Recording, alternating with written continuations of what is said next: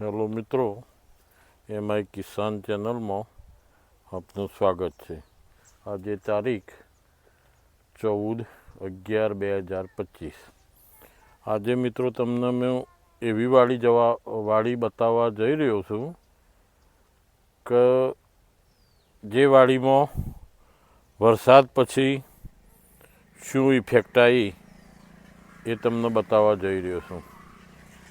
આ વાડી ગઢા તાલુકા હિંમતનગર અમીનભાઈની વાડી છે. આમાં એમને બેડ બનાવીને પ્લાન્ટેશન કર્યું હતું. આ પ્લાન્ટ પણ મેં જ આપ્યા હતા,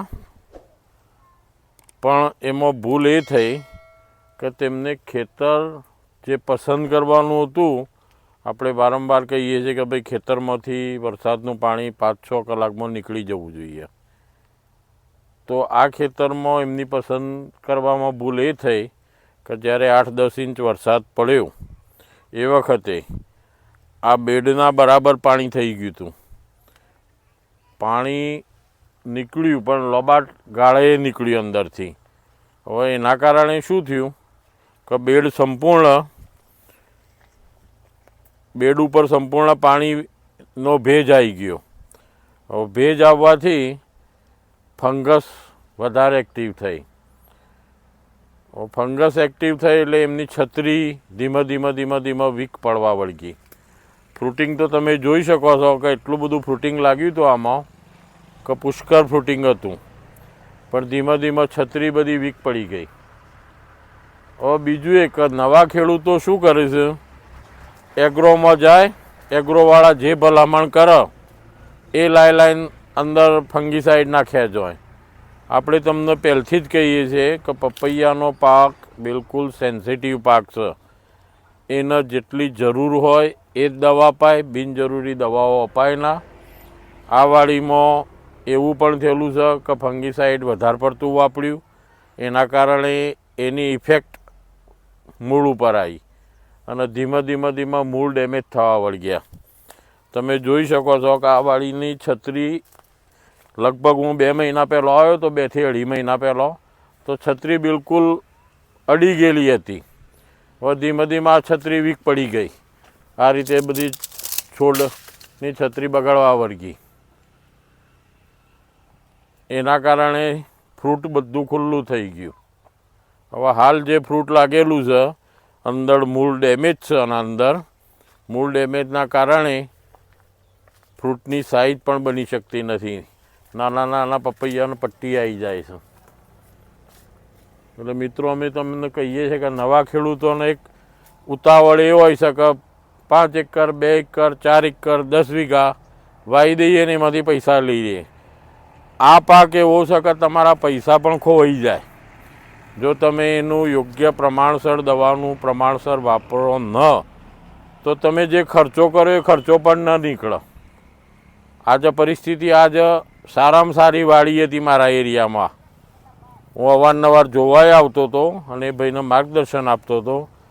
પણ ભાઈને માર્ગદર્શન આપણે આપતા હતા એ પ્રમાણે તો બરાબર હતું, પણ પછી જ્યારે એમને એમની રીતે ચાલુ કર્યું, ઊંચો બધા કન્ટેન ફંગીસાઇડનો લાઈન અંદર નાખ્યો, એના કારણે ધીમે ધીમે બધા મૂળ ડેમેજ થવા વળગ્યો અને વધારે ભેજ લાંબો ગાળા રહ્યો. કારણ કે વરસાદ પડ્યો આપણા 10મા મહિનાનો જે એનો ભેજ લાંબો ગાળો રહ્યો, એના કારણે મૂળ ડેમેજ થયા. ખોરાક લેવાની પ્રક્રિયા બંધ થઈ ગઈ.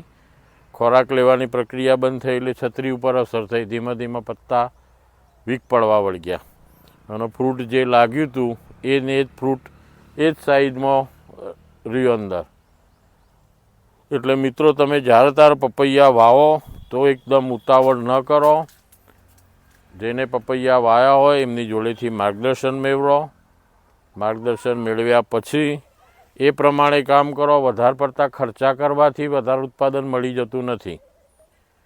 અમે તમને ટાર્ગેટ આપીએ છીએ કે ભાઈ 100 રૂપિયાની આજુબાજુ ખર્ચો થાય તો એટલો જ થાય. આ પ્લાન્ટ હું લાઈન આપ્યા હતા. પ્લાન્ટ ખરેખર બહુ સારા હતા, એનું ફ્રૂટિંગ પણ સારું હતું, પણ ધીમે ધીમે છત્રી બગાડવા વળગી. વેરાયટી આ પપૈયાની વેરાયટી તાઇવાન 786 છે. વેરાયટી તો બરાબર છે, જમીન પણ નવી હતી. આ જમીનમાં કોઈ દિવસ પપૈયા વાયેલા પણ નથી. પણ મૂળ નવા ખેડૂતો પોતાની રીતે નવા ખતરા કર્યું, એના કારણે ધીમે છોડ ઉપર અસર થતી થાય છે. અને તમે આ જોઈ શકો છો કે ફ્રૂટ કેટલું બધું ફ્રૂટ લાગેલું છે અંદર. તમે કેમેરામેન બતાવું જો તમને, છોડ ઉપર બધું ફ્રૂટ છે. આ પરિસ્થિતિમાં છત્રી ઉપરની તૈયાર રહેવી જોઈએ. એની જગ્યાએ માલ બધો ઉગાડો થઈ ગયો અને મૂળ ડેમેજ થયા. મેઇન વસ્તુ એ છે કે એના મૂળ ડેમેજ થાય એટલે બધું કામ બંધ થઈ જાય.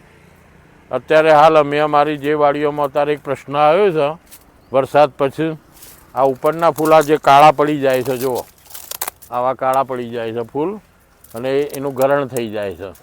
તો એના માટે અમે શું કરીએ છીએ, સિઝન્ટાનું એમી સ્ટાર અને બાયરનું કોન્ફિડન્ટનો છંટકાવ કરીએ છીએ, અને ડ્રીપમાં મેટાલેક્સ અને હ્યુમિક 2 ચડાવીએ છીએ. હ્યુમિક શું કામ કરે કે મૂળ નવા બનાવે, અને મેટાલેક્સ એ ફંગીસાઇડ છે, મેટાલેક્સ મેન્કોજેબ, એ મૂળ વાટે ઉપર ચડે એટલે ફ્રૂટિંગ તમારું સેટ થતું જાય.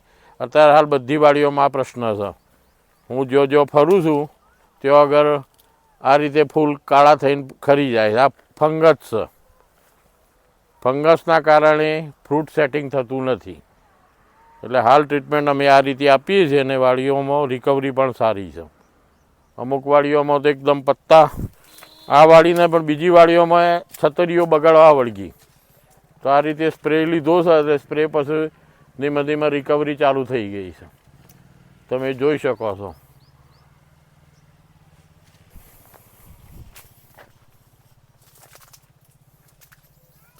હવે આ છોડ ઉપર તમે ધારો 70 થી 80 કિલો ફ્રૂટ લઈ શકો, કારણ કે એનું થડ પણ જુઓ કેટલું મજબૂત છે. તો મિત્રો, આ બગડેલી વાડી તમને બતાવવાનો મારો મિનિંગ એ છે કે નવા વર્ષમાં તમે જ્યારે વાવો ત્યારે આવી ભૂલો ન કરો. એના માટે આ જે વાડીમાં બગાડ થયેલો છે એનો વિડીયો ઉતારીને હું યુટ્યુબ પર મૂકી રહ્યો છું. તો અમારી ચેનલને તમે સબસ્ક્રાઈબ કરતા રહેજો, લાઈક આપતા રહેજો, કોમેન્ટ હોય તો અમને જણાવજો. જય જવાન, જય કિસાન.